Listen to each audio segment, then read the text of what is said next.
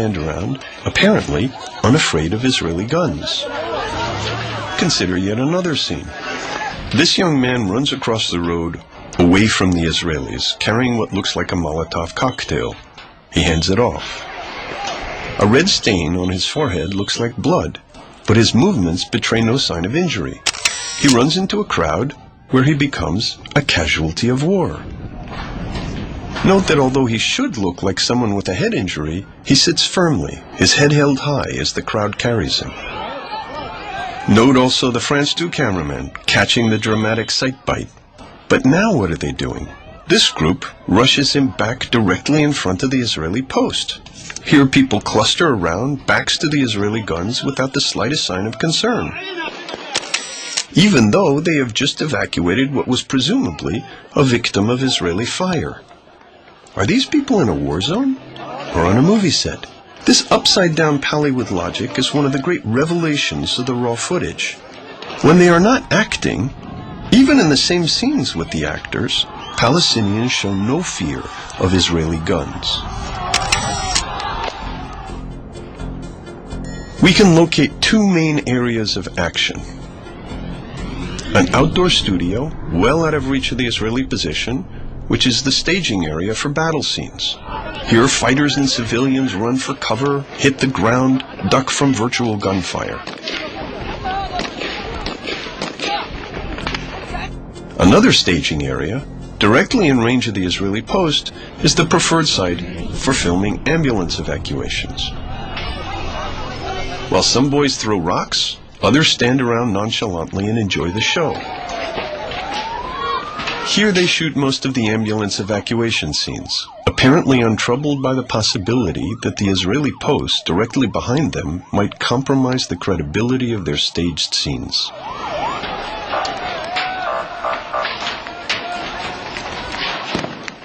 Cars, taxis, and trucks pass through the intersection. A family strolls by. Cameramen and assistants stand with their backs to the Israelis as an ambulance goes by. Our hot-headed actors seem to be reacting to stage directions, not to reality. What is the reality? It's sometimes difficult to separate truth from fiction.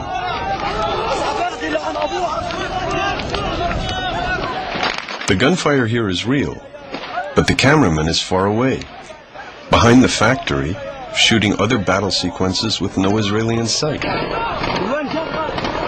This scene seems somewhat convincing. Real gunfire, certainly, but real danger? Not from Israelis.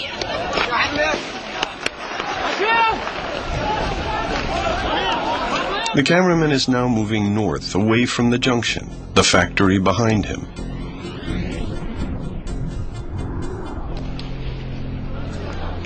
A man is lying in the gutter. Is he ducking for cover? Injured? Why is he lying down? Is the reception better?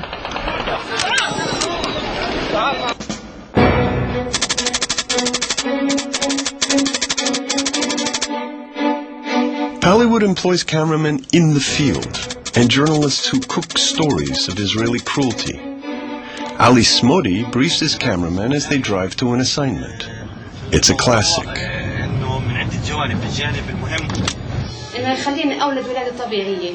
هو الظلم الإسرائيلي اللي منعني إني أولد كولادة طبيعية من حق أي امرأة فلسطينية كانت ولا أجنبية كانت إنها تولد ولادة طبيعية على سرير في مستشفى. شغلت السيارة من هون نلاقي الأمبولانس في قباطي. نعم. على تقريبا 12 وثلث. هسه من 12 وثلث بين مسافة من جنين لقباطي بتستعملش 5 دقائق. الأمبولانس قعد حوالي ربع ساعة اللي هو تأخير الجيش على الحاجز. يعني الجيش كان في حواجز؟ في حاجز اللي هي على منطقة جنات هون مضرة على جنات. وفي هاي الفترة الولد أنا أجل المخاض لزوجتي وأنا اللي ولدتها وقمت بعملية الولادة كلياتها أنا. طيب رغم إني أنا بعرفش بهذا الحكي. أنت اللي كنت سائق؟ أنا اللي كنت سائق. But we know the woman gave birth in the hospital, and the journalist had already spoken with the doctor who delivered the infant. خليهم الله يخليك وانت اللي ولدتها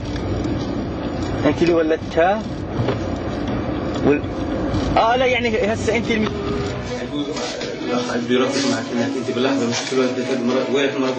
Here, the doctor who delivered the baby coaches the father. حسيت حالك انك يعني خايف محرج كيف شعورك يعني هيك الوضع اللي كان كيف الوضع اللي كنت فيه لما باللحظه انه ويلك الولد بده يطلع ويلك الام وانت ما عندكش خلفيه وفيش معك حدا يساعدك اصلا فيش معك حدا لحاله بالسياره انت لحالك بالسياره زوجتي لحالنا فيش ولا بالضبط كيف شعورك كيف بدك تطلع الولد طب الولد طلع الام زوجتك بتصيح انه ولدت. Palestinian journalists and cameramen are not alone in shaping the news. Le deuxième jour, le 4, à 2 heures du matin, l'hôpital a été frappé par 11 obus de char. 11 obus de char. Ouais. Donc en fait, ils ont véritablement visé l'hôpital. C'est sûr, je suis certain. C'était c'est pas un obus, c'est une erreur, mais 12. Ouais. Je vous dis, les traces, elles sont jusqu'à maintenant. Hein. C'est vrai? Ouais. On pourra filmer les... Oui, vous pouvez filmer les traces. Les traces. Ah ouais. Regardez là, les escaliers là en bas, il y a une place où On voit un trou, oui. Oui, le trou là-bas. C'est les obus alors. Oui, et là aussi, c'est des obus, mais c'est des obus antipersonnels. We know exactly what the building looks like when a tank shoots at it.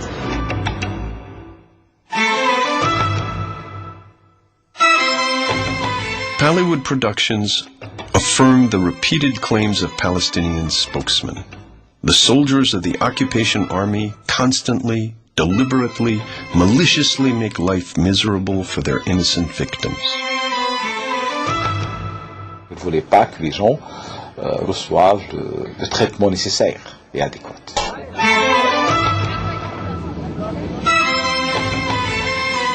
Même pas, on a tout distribué, on n'a même pas de quoi manger.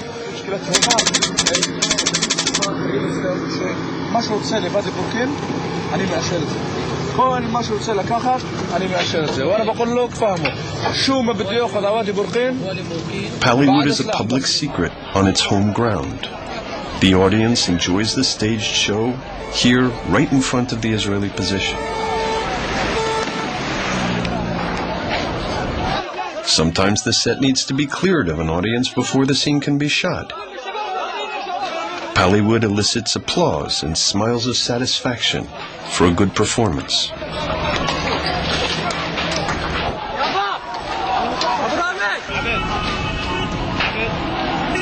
And Pallywood works. International news media extract a few convincing instances of these stage scenes and present them as news. In this one tiny area, which Palestinians now call the Martyrs' Junction, more than 30 were killed and hundreds... Not even the Palestinians claimed anything like that figure at the time. Here the New York Times, October 1st, 2000, reports 3 dead the day before at Netzarim. As we shall see, 2 of those turned out to be unsubstantiated. Pallywood, it seems, has the power not only to convince and influence an unsuspecting public, but also to enlist the best journalists, perhaps out of naivete, in its casualty production and inflation. More than 30 were killed and hundreds were wounded. In modern warfare, one picture can be worth 1,000 weapons. And that's what Pallywood is all about.